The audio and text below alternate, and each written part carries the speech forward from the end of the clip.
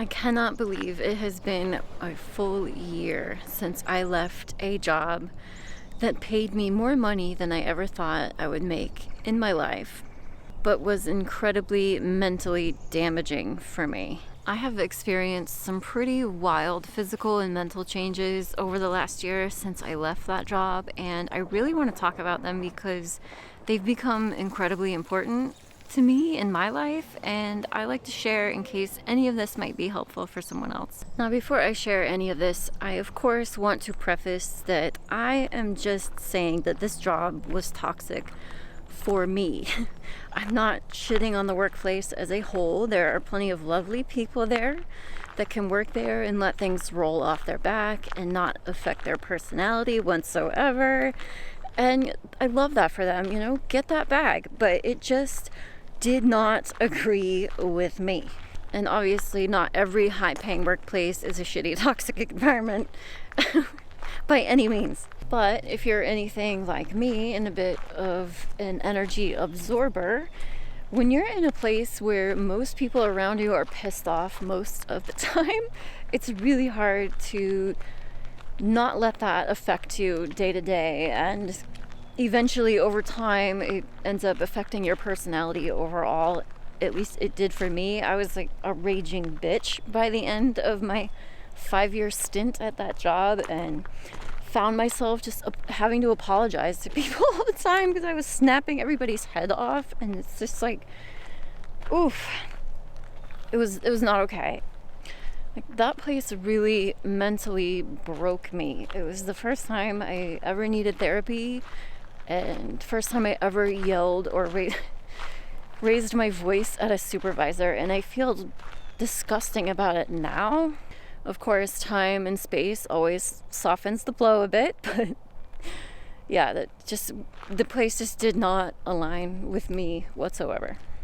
All of that being said, I am incredibly grateful for that time because that truly was more money than I ever thought I would make in my life. And I went into that with a lot of debt and shitty financial habits, and I was so incredibly excited for all of the extra money that at the beginning I was just debt snowballing everything. I had revolving credit card debt, medical debt, a used car loan, and I wiped out a ton of private student loans. That was just in the first 2 years, and so that felt so amazing. And then I was able to switch gears and finally have an emergency fund and start investing and doing all of the financially positive things. But I also think, just importantly as the money, was also the perspective. I really went into it from the perspective of living paycheck to paycheck and just never feeling like I was going to get ahead. So I was so immediately adamant about getting rid of monthly payments, because up till then it felt like those just swallowed me alive, and those kept me from being able to get ahead,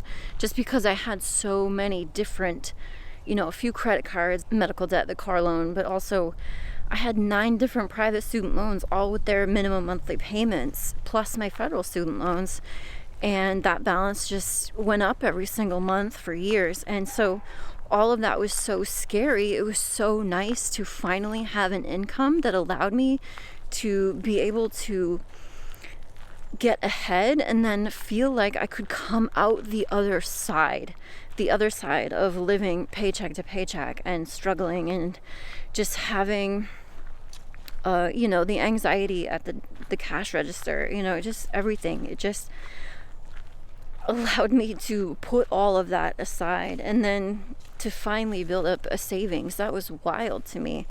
And now finally in my mid-30s, I had some kind of small appreciable amount of money in a retirement account. I was able to invest in the stock market and real estate, and it just opened up so many things. The other incredibly important perspective was being able to stay focused on my goals by observing everyone around me. It was very evident very quickly, and perhaps because I am so sensitive to everyone else, but right away I could very clearly see that everyone was so friggin' miserable.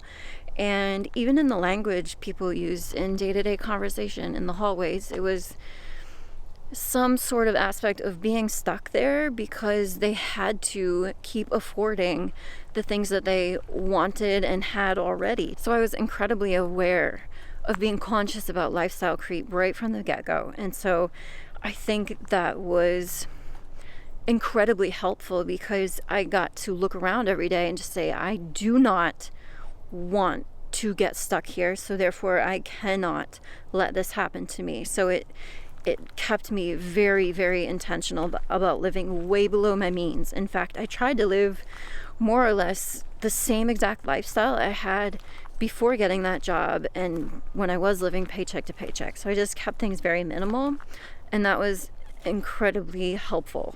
So I stayed at that job for 5 years plus 1 day so I could be fully vested in a small pension, because I knew I wanted to turn around and cash it out to use for what I thought was going to be real estate. But as it turns out, it's actually providing me a ton of peace of mind for the situation I find myself in currently, which I'll talk about more in a second. So fortunately, I was able to find a job that lined right up with my last day at that job and could transition incredibly easily because it was now a mostly work from home work position that was actually more aligned to my background of environmental science and marine science. So it was amazing. Something I had been longing for was working from home and getting to wake up every morning and have my coffee with my cats at home in my mug, not sitting in a morning meeting. And so it was so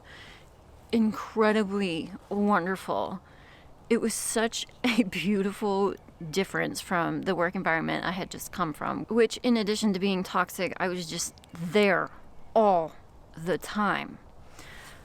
For reference, I did not actually have a 6-figure job in 2022, which was my last full year there.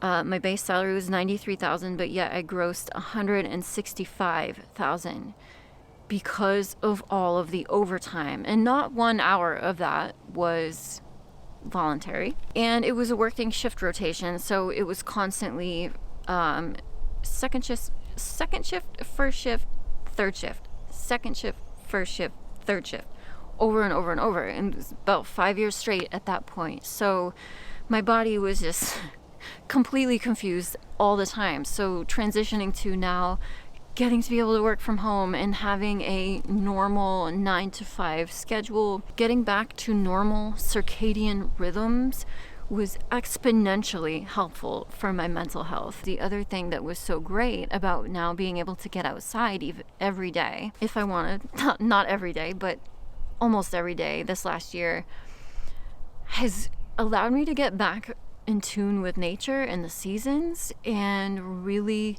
feeling and experiencing every season, which has been actually, I think, the most beautiful part of all of this, because it has slowed time down, which is wild. I feel like that 5 years at that job was like a fiery eternity through hell, yet was over in the blink of an eye. And it's mostly just because I lost like 5 years of my life, pretty much. My personal life was just completely on hold because there was no time for it. I missed out on so much, including so much family time and nieces and nephews growing and special occasions, holidays, so many things I missed out on. And so it just felt like one long shitty chunk of time without any concept of the seasons, yet 5 years went by so fast.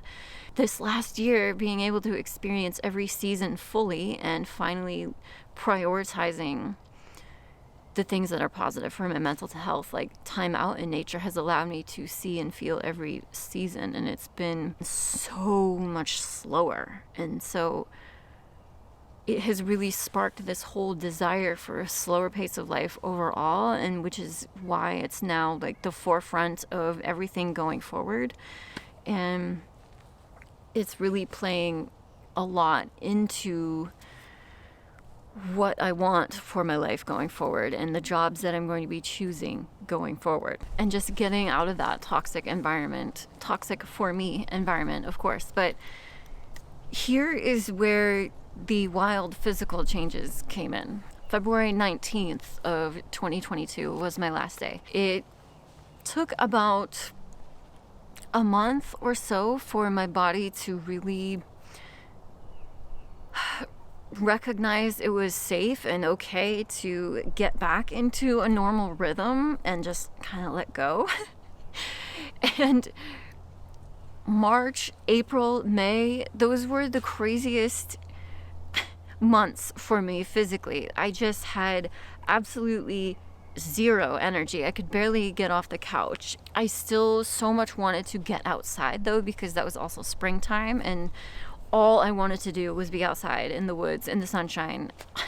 It was so wonderful to finally get to be able to do that, but I had no energy, so I just started walking, and walking became my habit that just took over my life this last year. But during that 3 months, it was as if I could physically feel the stress draining out of my body. It was so weird, but that is 100% what was playing into my absolute physical exhaustion. My body was just like, it was just dumping cortisol is the only thing that I can think was happening, because I lost like 20 pounds in that time without changing anything about my eating or my gym routine. And in fact, I went from an incredibly active work environment to now almost completely sedentary, aside from a little bit of a walk every day. The only thing I can think is that was just my body dumping cortisol. This is crazy. That was just my body holding on to 20 pounds of stress. In fact, I'm almost positive it was just my body dumping cortisol, because the hormone changes were real. You guys, I thought I was going through menopause, or at least perimenopause, because at 38 years old, I thought, it doesn't seem so odd. That's a perfectly reasonable age to start going through perimenopause. It was crazy. I was texting my brother. I'm like, oh my God, it's time. Not that I'm like scared of that by any means. I'm ready. I'm fine with it. But I could have sworn that's what was happening, because I was experiencing what I thought were intense menopause symptoms. But in reality, it's very much was just a really big hormone fluctuation. So probably just cortisol leaving the building. But I really only experienced those symptoms in that few month window last spring where I was exhausted. That was the only time. I have not experienced any symptoms since, so I don't think it was perimenopause. Not yet. Man, it just makes me so sad now to look back and think about it, but oh my gosh, it just wiped me out for a few months. But then summer came and I started to feel better, and I was walking like, oh man, on the weekends, 8 hours a day was the average. It's pretty wild, but man, the mental health just through the roof. I've been so happy ever since. So I took like a 50% pay, or more than a 50% pay cut, but it didn't matter. I had the financial cushion. Like I had anxiety about that, don't get me wrong, but I had trust in myself as well, that I had positive spending habits, positive saving habits, investing. All of those things were the priority. Saving and investing were the priority first, and debt pay down, of course, above spending. And I'm just not a materialistic person anyway, which also, of course, benefits in that sense. But man, it turned out to be totally fine. The stress was, the worry about that was very brief, and very quickly I realized that was fine. And man, my body realized it too. It's pretty crazy. And so now here I am, a little over a year later now, in a completely different situation. I am now unemployed, as you guys probably are aware. Yeah, that job that I took that helped me transition away from the shitty job back in the middle of January, they decided they didn't have enough work for me, so they put me on a furlough for up to 90 days with a reevaluation for my need every 30 days. I am beyond that first 30-day mark at this point, coming up on the second one. So they didn't want me at the first one, of course.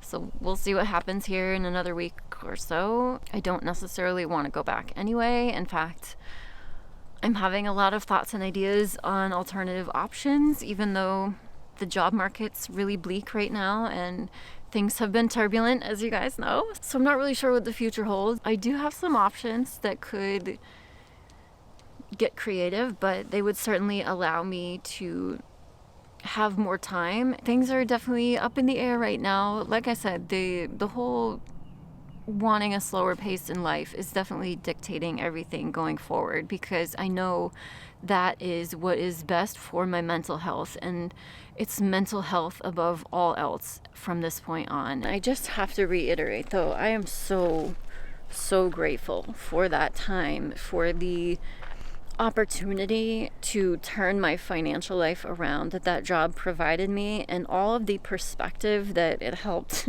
kind of like point me in the right direction of how I want my future to look, which is awesome.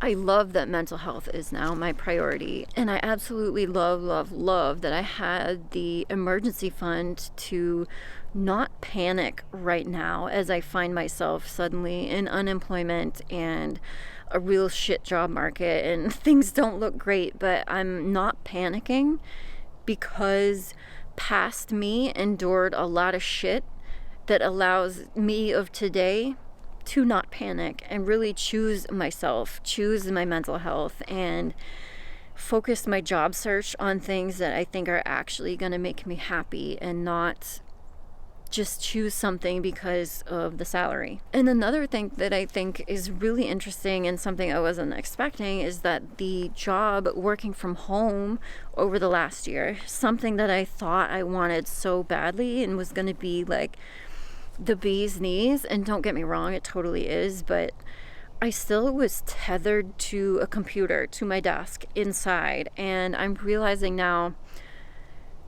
that although that time was so wonderful to recover from the prior job, and I'm grateful for that as well, that's not necessarily what I want going forward. I'm realizing now I need to be more active. I don't want just a computer desk job. I'm even totally fine if it's a balance of the two. In fact, a lot of environmental science jobs are a balance of the two, and I love that. So I at least know at this point that I do want something active. I'm finding myself being very stir crazy now in unemployment and having to get outside and go for walks every day so I don't go crazy. So I do enjoy activity, but a little bit of computer work is okay too. So as long as the job is going to bring me happiness, I don't care. That's it. That's all that matters. So I have no idea what the future holds, what it looks like, but I've got some pretty interesting ideas and some options to think about. I have no idea what is to come, but I've got some exciting options I've been thinking about, so I can't wait to share those with you guys. Thank you so much for watching. I'll see you soon.